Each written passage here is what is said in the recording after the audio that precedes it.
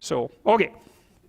So, now, there's a number of things to consider if you're thinking about performance prediction, and one of them is, to what degree do people vary in terms of their performance capacity? And you might say, well, there's very little performance variability, or you might say there's a tremendous amount of performance variability, or you might say there's an absurd amount of performance variability. And it turns out that the claim that there's an absurd amount of performance variability is the proper claim. IQ is normally distributed, so is conscientiousness, but productivity is distributed along the Pareto distribution, and I'll show you why. And that follows a law called Price's law from someone named Derek DeSola Price, who was studying scientific productivity in the early 1960s. And what he showed was that a vanishingly small proportion of the scientists operating in a given scientific domain produced half the output. And so what you see, and what's happening is that to do really well at a given productive task, which would also include generating money as a proxy for creative productivity, is that you have to be, a bunch of things have to go your way simultaneously. So maybe you have to be really, really smart, you have to be really, really lucky, you have to be really healthy, you have to be really energetic, you have to be really conscientious, you have to be in the right time at the right place. And maybe you also have to have the right social network, right? Like, so it's a lot of things, and each of those are small probability.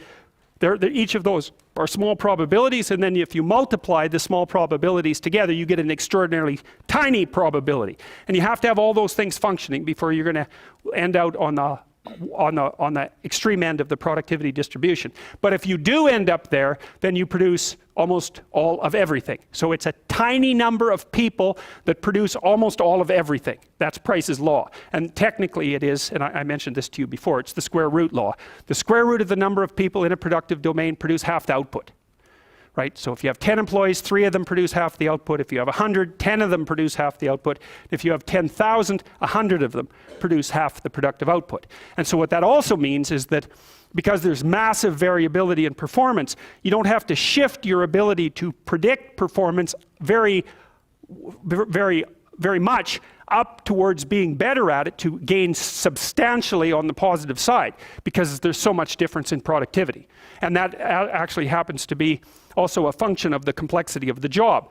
If the job is simple, which means this job has 10 rules, you know, maybe that's a janitorial job, let's say. You know, it takes a little while to learn it, but once you've learned it, you basically do the same thing all the time. There's not a lot of performance variability in those jobs, and most of that would be eaten up by conscientiousness, and also to some degree by neuroticism, because the people who are higher neuroticism would be more likely to miss work. But general cognitive ability, for example, is not a good predictor at all. It'll predict how fast you learn the tasks initially, but not how well you perform the tasks. But if the tasks you're doing are shifting constantly, so your responsibilities change, or you're in a creative job where you're constantly solving new problems, those are kind of the same thing, then IQ, as the complexity of the job increases, the predictive utility of IQ increases, which is only to say that smarter people can handle complex situations faster. It's like, that doesn't seem like a particularly radical claim.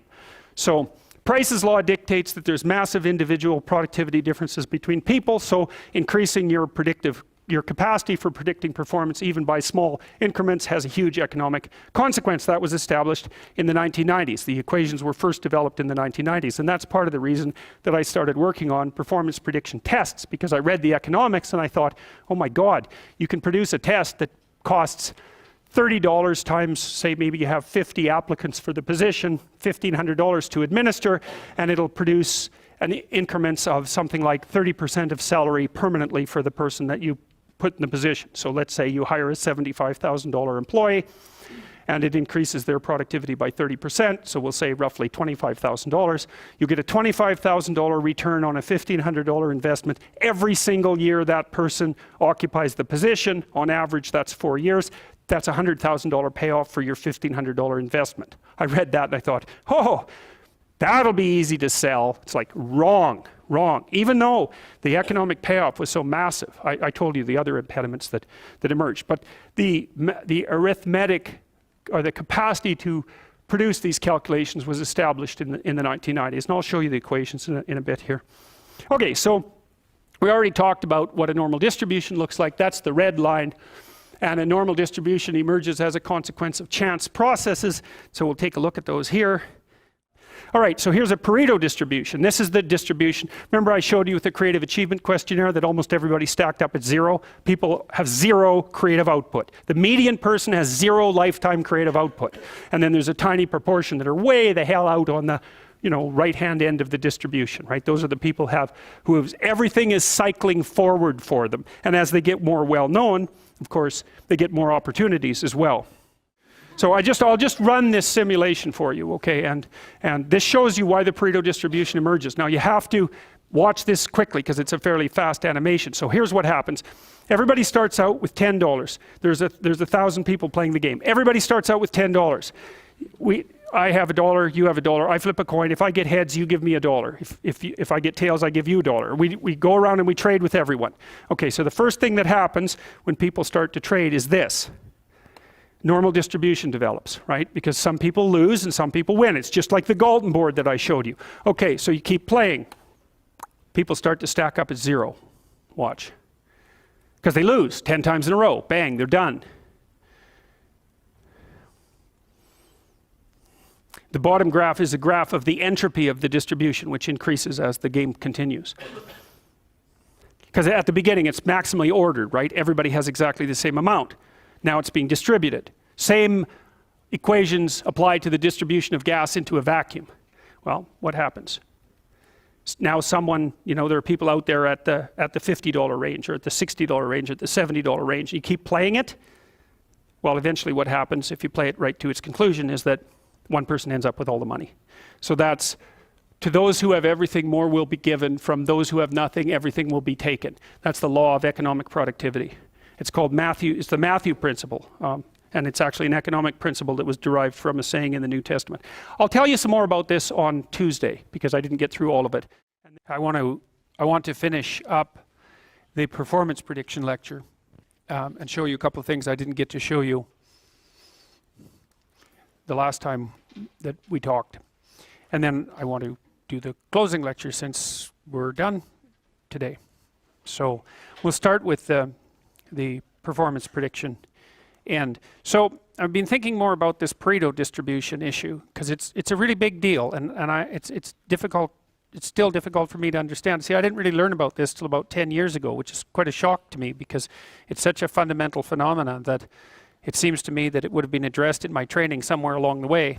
And so I'm still thinking it through, what it means exactly. Now, here's an interesting thing. You know that IQ is normally distributed, and it's a good predictor of long-term performance.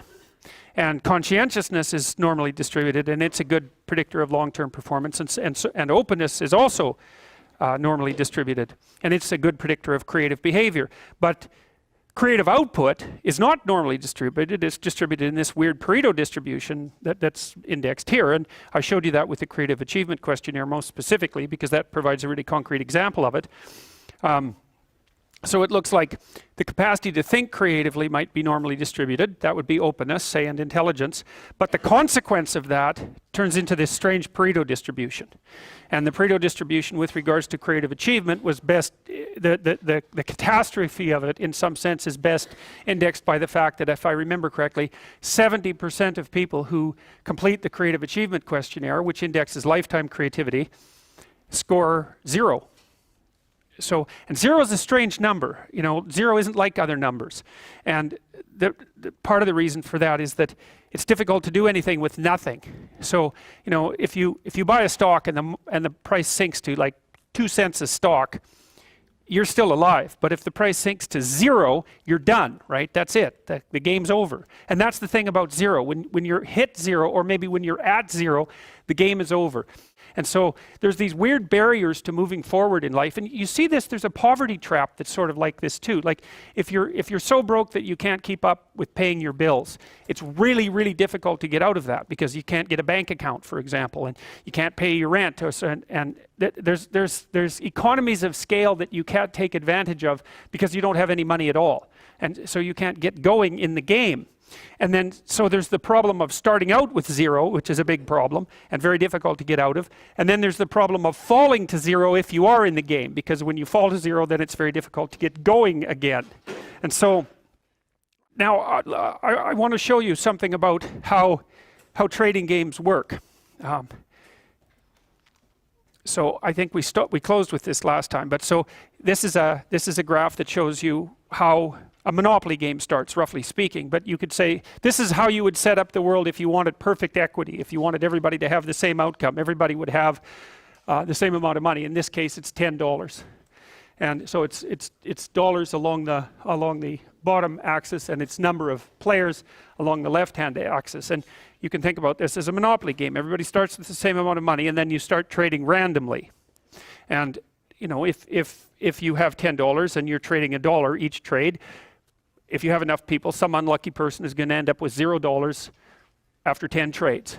And if they end up with $1 after 9 trades, they still have a chance of recovery. It's a low chance, but it's not zero. But once they hit 0, they're out of the game. And so what happens is if you run this simulation, you have people flip a coin to determine how they're going to trade, then this is what happens. So the first thing that happens is you generate a normal distribution, because some people win and some people lose, and most people sort of half win and half lose, but some lose continually and some win continually, and so it turns into a normal distribution. That's fine, but then when the game continues to play, then what happens is that people start to stack up on the zero end of things, and a tiny proportion at the upper end. And if you play the game right to cessation, which is what you do if you play Monopoly, for example, somebody ends up with all the money. And the funny thing about playing Monopoly, as you know, if you've played Monopoly multiple times, is that the probability that you'll win continually across games is pretty low. You know, there's a lot of randomness in Monopoly, and if you play with the same 5 people, 10 games, the probability is pretty good you're not going to win more than 2 games. So there's chance elements that come into play that determine the outcome. And so anyways, I was thinking about this a little bit more last night, and somebody asked me, I was talking about it with somebody, and he asked me if the Pareto distribution was a necessary consequence of the fact that production is, number 1, measured, and number 2, social. And I thought that was a really interesting question. It's like, do you get a Pareto distribution every time creative output ends up being measured in some way? And even if you can conceptualize it, so because it might be, the idea might be that anything that you can assign monetary value to is, first of all, is something you can measure, because assigning monetary value to something is in fact measuring it, right? You're measuring it with money. And then as soon as you assign a monetary value to it, you can trade it, and it also takes on some aspects of a zero-sum game. And most of the things that we talked about with regards to the production of Pareto distributions were measured entities and were trading games as well. So even because I mentioned to you, for example, that number of basketball hoops successfully managed by NBA players is Pareto distributed, but that's also, those are measurable with money, because of course you get paid to do it, and it is a social game. And so maybe it is an inevitable consequence of trading in a social game that you produce Pareto outcomes. And then I was trying to figure out why, and I've always had this suspicion that what happens to people is that as they move towards 0, positive feedback loops get set up so they're more likely to hit 0. And as they move away from 0, positive feedback loops get set up so